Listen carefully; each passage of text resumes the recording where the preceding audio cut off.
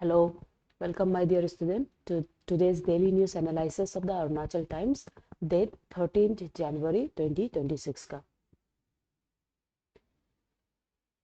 तो जो first news है वो है Arunachal to roll out robust ILP to curb illegal immigration, Chief Minister. So Chief Minister Pema Khandu, he has recently called upon enrolling out of a fully digital IT-enabled IPL system to track the real-time entry, exit, overstaying, and permit misuse to curb the illegal migrations in Arunachal Pradesh. ठीक है, तो ये जो new framework होगा, यहाँ पे एक mandated employers लोग को formally report incoming outside labourers, जिसमें आपका वेरिफिकेशन एंड अकाउंटेबिलिटी को मेंटेन करने में हेल्प करेगा। तो ये इनर लाइन परमिट जो अरुणाचल प्रदेश में Bengalis frontier regulation act of 1873 से इसको स्ट्रेंथन किया है through the amendment for the better protection and saving of the indigenous land rights and culture. तो इनर लाइन परमिट सिस्टम और उसका objective. Inner line permit system ये एक ऐसा सिस्टम है जहां में स्पेशल परमिट सिस्टम रिक्वायर्ड करना पड़ता है for the non resident to enter certain protected part of the Indian state. ये इसका implication basically its aim is to regulate the movement of the outsiders, prevent illegal settlement and also to protect the indigenous communities. ये आपका safeguard करेगा tribal lands को, culture को, demography को and also local socio-economic interest को. It acts as an internal security and administrative control mechanism for the sensitive border states like Arunachal Pradesh. तो Bengal eastern frontier regulation act of 1873 ये colonial era law है जो legal basis पे inner line permit को establish कराता है। यहाँ में restricted entry for the non resident specially to the tribal and frontier areas है और it empowers the government to regulate permit और to prohibit movement in this notified areas. इसका basic objective है protection of the tribal communities, their land right and their traditional way of life.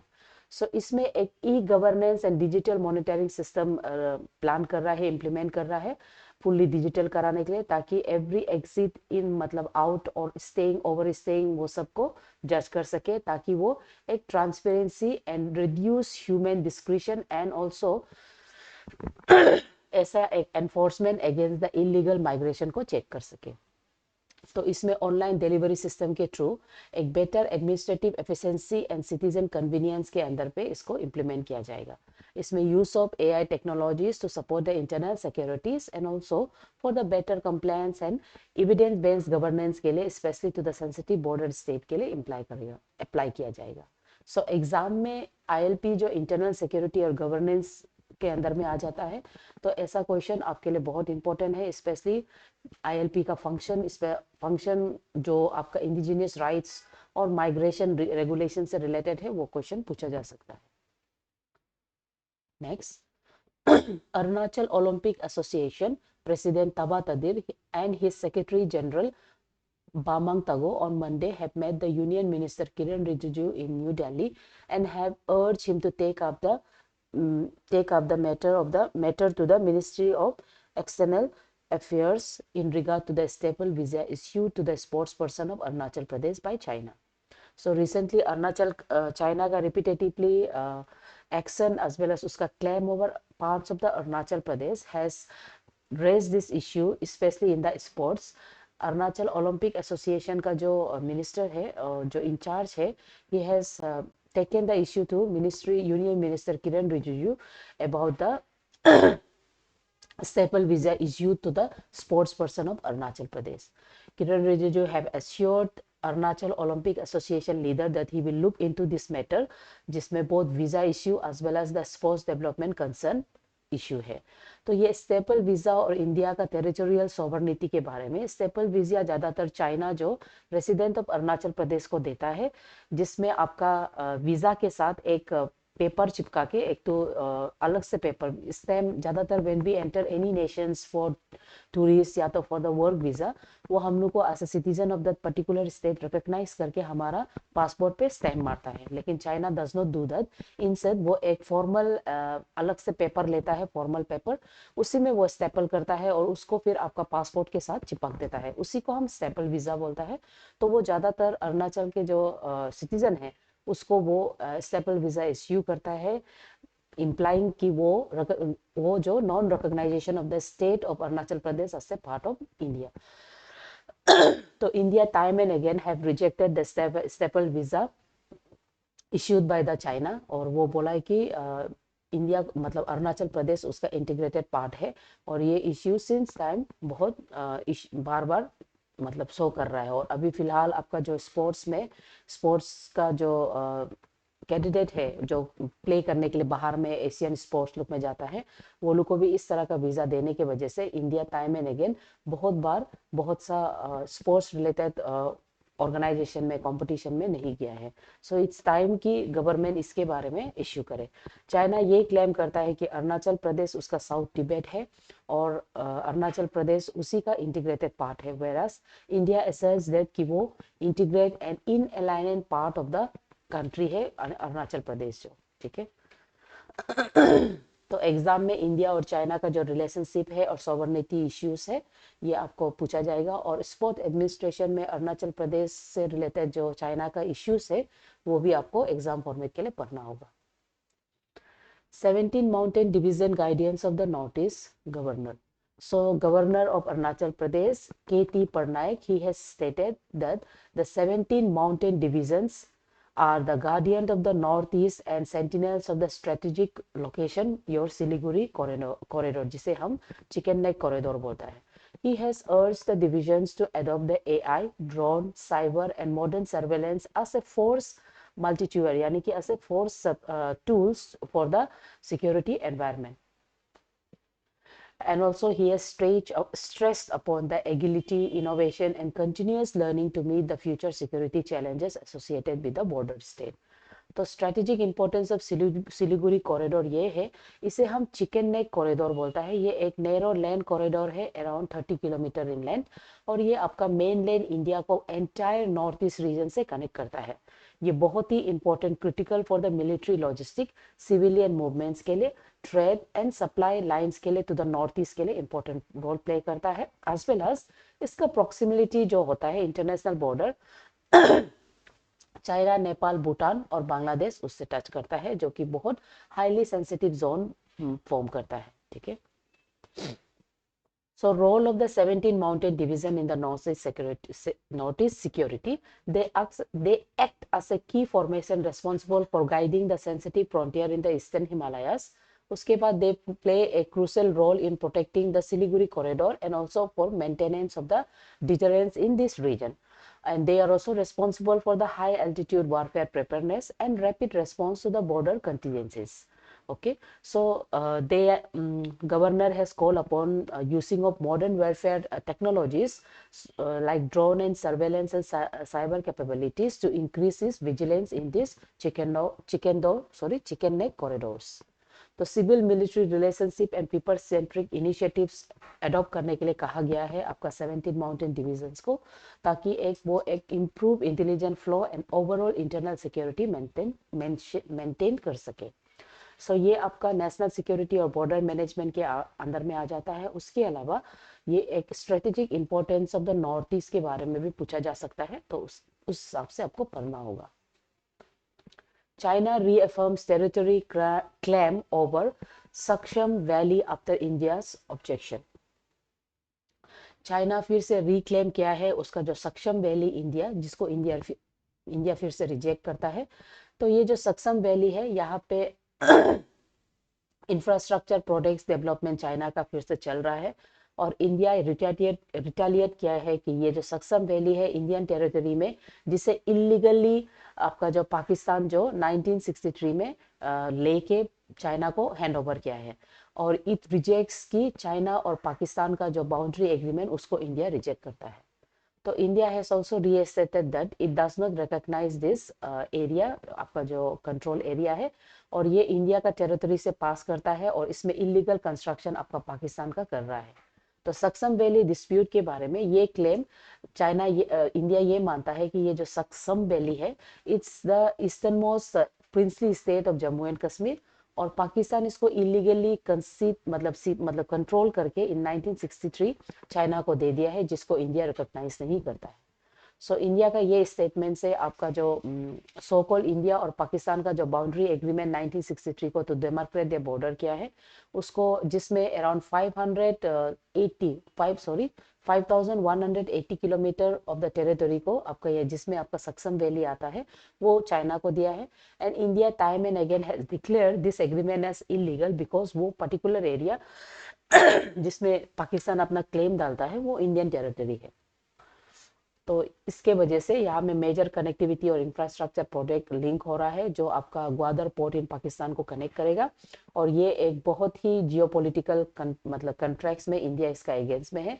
और ये आपका passes through the parts of the Jammu and Kashmir होता है, जिसमें और भी इंडिया, चाइना और पाकिस्तान का मिलिटेंट्स जो होता है उसका एक्टिविटी के लिए बढ़ावा दे सकता है।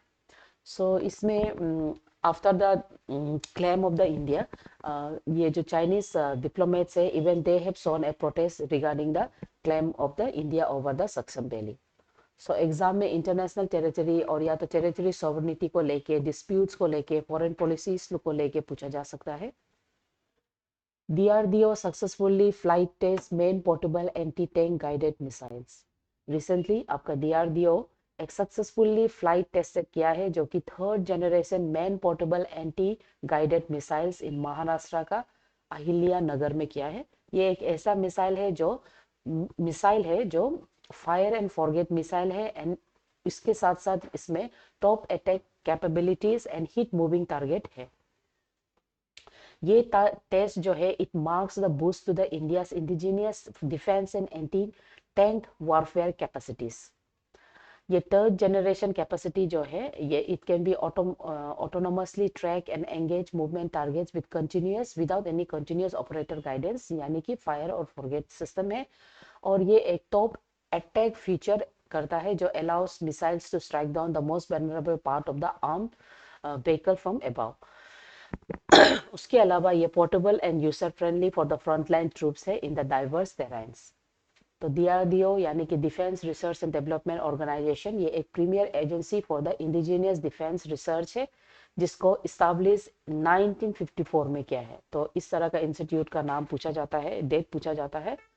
सो इसका focus basically developmental missiles, aircraft, raider, sensors उसके लिए है। और इसमें मेजर मिसाइल सिस्टम जैसे अग्नि, पृथ्वी, आकाश, नेक ये सब किया गया है। तो एयरक्राफ्ट के इसके अलावा लाइट कॉम्बैक्ट एयरक्राफ्ट, तेजस, रुस्तम ये सब भी इसमें डेवलप बनाया गया है। उसके अलावा anti tank, electronic warfare and naval capacities with the indigenous technologies have been developed by DRDOs। तो एंटी टैंक वारफेयर और मॉडर्न बैटलफील्ड जो टेक्नोलॉजीज है ये लोग they are critical for neutralising arm threats in the modern combat. उसके अलावा integration of the top attack, fire and forget, precise targeting will enhance the battlefield effectiveness. तो exam में defence technology के अंदर में ये GS पेपर 3 में पूछा जा सकता है, इंडिजिनियस पेपर में, और साथ ही साथ प्रीलिम्स में भी इस तरह का क्वेश्चन पूछा जा सकता है। इंडिया's 8% ग्रोथ टेस्ट, सो ये extract economic highlights by Shivaji Sarkar का है। तो यहाँ पे आपका जो इकोनॉमिक स्ट्रेटजीज है recently amid the global geopolitics shifts, उसमें इंडिया का क्या स्टैंड है। तो ग्लोबल ट्रेड में इंक्रीजिंगली एक देखने को मिल रहा है, एक इंक्रीजिंग ट्रेंड देखने को मिल रहा है because of the geopolitics, protectionism, strategic interest and reducing reliance on the mutual rules, mutual lateral bodies like world trade organisation. तो इसमें इंडिया का जो एक्सपोर्ट है वहां में shift to the high value goods and service, उसके अलावा integration with the advance economies देखने को मिल रहा है। And as well as risk factor from the tariff, जैसे US का जो टैरिफ सैंक्शन है और सप्लाई चेन जो वॉलेटिलिटी है वो सब देखने को मिल रहा है। And with the decrease in export rate of the India, इसमें उसका जो इकोनॉमिक ट्रेड है, उसका जो ग्रोथ है, उसमें क्या हैम्पर रहता है। तो इसमें आपका जो मल्टीलेटरल बॉडीज लाइक ब्रिक्स, वो इंडिया को एक trade diversification and diplomatic leverage form करता है। But India long term strategy ज्यादातर global integration and domestic reforms में टारगेटेड है, रिलाई है। तो जियोपॉलिटिकल और ग्लोबल ट्रेड प्रोटेक्शंस ज्यादातर आपका trade increasing tools as the tool of the national security and strategic importance rather than economic growth माना जाता है। और अभी जैसे US और चाइना का राइवलरी, ट्राइम्फ का जो टैरिफ का जो सैंक्शंस है, वो भी एक बहुत बड़ा बहुत बड़ा ट्रेड बैरियर्स बन सकता है for the domestic and geopolitic priorities.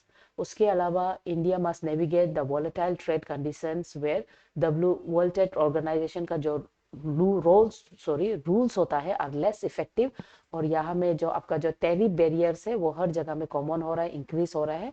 तो यहाँ में प्रोटेक्टिविज्म एंड इकोनॉमिक नेशनलिज्म ये आपका मार्केट एक्सेस को इफेक्ट कर सकता है, और साथ ही साथ आपका जो रिकरिंग जो स्ट्रेटेजिक प्लानिंग है उसको हैम्पर कर सकता है। So it needs for a diverse trade, यानी कि trade diversification, supply chain resilience और रिस्क मैनेजमेंट को और भी डाइवर्सिफाई करने का समय है। और India must balance a domestic economic growth with the global engagement to avoid the over exposure to any single economics. ठीक है। और वर्ल्ड ट्रेड ऑर्गेनाइजेशन ये एक इंटर गवर्नमेंट ऑर्गेनाइजेशन है जो international trade ensuring trade flow softly, predictably and free among all the other members किया जाता है। वर्ल्ड ट्रेड ऑर्गेनाइजेशन को 1995 में स्टैब्लिश किया था, जो कि आपका जनरल एग्रीमेंट और टैरिफ एंड ट्रेड जिसको गेट बोलता है उसको रिप्लेस किया है। ये एक platform for the negotiation of the trade agreement and settling any dispute between countries वो बनता है। इसका principle basically non discrimination, transparency and fair trade होता है। तो अभी जैसे आपका वर्ल्ड ट्रेड का रूल्स नॉन मतलब फॉर्मेट हो रहा है, तो उसमें ब्रिक्स जैसा मल्टीलेटरल बॉडी वो एक बहुत इंपॉर्टेंट रोल प्ले करेगा इंडिया का इकोनॉमिक टाइज को डाइवर्सिफाई करने के लिए।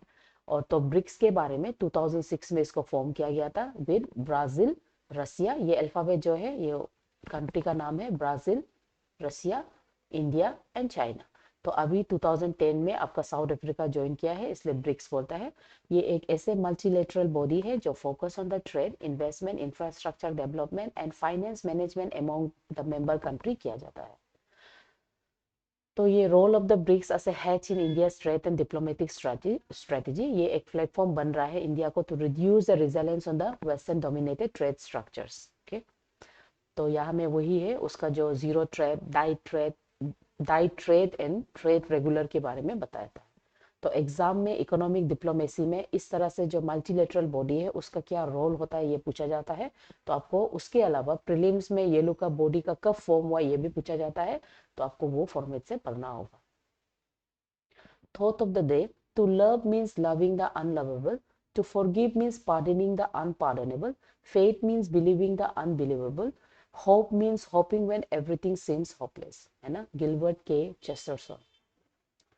Next, MCQ, inner line permit system in Arunachal Pradesh is primarily intended to regulate entry of non-resident and protect the indigenous rights. Which colonial era law forms the legal basis for ILP system in Arunachal Pradesh? Bengal Eastern Frontier Regulation Act. Staple visa issue concerning Arunachal Pradesh involves China not recognizing Arunachal Pradesh as the Indian territory. The 17 Mountain Division is strategically responsible for guiding which sensitive corridor? Definitely आपका Siliguri corridor, Chicken Neck corridor. Which territory was ceded by Pakistan to China in 1963, which India considered illegally occupied? ये है आपका सक्सगाम valley. उसके बाद DRDO developed MPEG-GM missile is characterized by fire and forget and top attack features. Which of the following best describes India's current trade strategy according to the recent analysis? ये है trade regular global interaction with reforms and reciprocity. BRICS as a trade platform provides India with opportunity for economic diversification and diplomatic leverage. One of the major impact of the US-China trade rivalry on India is increase the volatility and strategic importance of the supply chain. उसके बाद let's see mains question. ये basically inner line permit को लेके ये question तो definitely पूछने वाला है आपका जीएस पेपर 1 में, क्योंकि जीएस पेपर 1 में for 70 marks completely Arunachal Pradesh and north east आता है। ठीक है, उसके बाद एनालाइज स्ट्रेटेजिक इंपॉर्टेंट, हाँ जैसे कि आपका जो डिस्प्यूटेड एरिया है वो इंटरनेशनल मतलब एक्सटर्नल अफेयर्स वो किस तरह से नेशनल सॉवरेनिटी की बात आता है, ये क्वेश्चन पूछा जा सकता है। ऐसा क्वेश्चन आपका जीएस पेपर 2 का क्वेश्चन बन जाता है। ठीक है। उसके बाद इंडिया, हाँ, ट्रेड यानी कि उसका जो रिसेंटली ट्रेड जो हो रहा है, यानी कि ग्लोबल ट्रेड प्रोटेक्शनिज्म में आपका मल्टीलेटरल बॉडीज जैसे कि ब्रिक्स होता है, वो कैसे trade trade diversification and economic security को मदद करता है, ये क्वेश्चन पूछा जा सकता है। ठीक है। So I hope my dear student आपको ये क्लास समझ में आया है। Keep following and keep studying. ठीक है। Thank you.